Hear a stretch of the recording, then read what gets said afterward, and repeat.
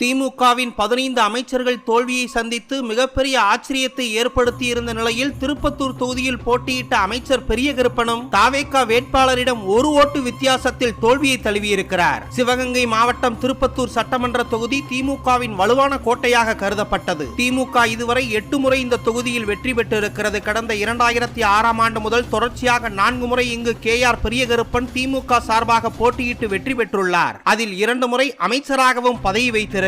இந்த 2026 தமிழக சட்டசபை தேர்தலின் போது 77% வாக்குகள் திருப்பத்தூர் தொகுதியில் பதிவாகி இருந்த நிலையில் 29 சுற்றுகள் நடந்த வாக்கு எண்ணிக்கைக்கு பிறகு கடும் இழுபறிக்கு பிறகு திருப்பத்தூர் தொகுதியில் வெறும் ஒரே ஒரு வாக்கு வித்தியாசத்தில் தமிழக வெற்றி கழக வேட்பாளர் சீனிவாச சேதுபதியிடம் தோல்வியை தழுவியிருக்கிறார் அமைச்சர் பெரியகருப்பன். திமுகவின் கோட்டையாக கருதப்பட்ட திருப்பத்தூர் தொகுதியில் ஒரே ஒரு வாக்கு வித்தியாசத்தில் அமைச்சர் பெரியகருப்பன் தோல்வியை தழுவியிருப்பது பெரிய ஆச்சரியத்தையும் அதிர்ச்சியையும் ஏற்படுத்தியிருக்கிறது.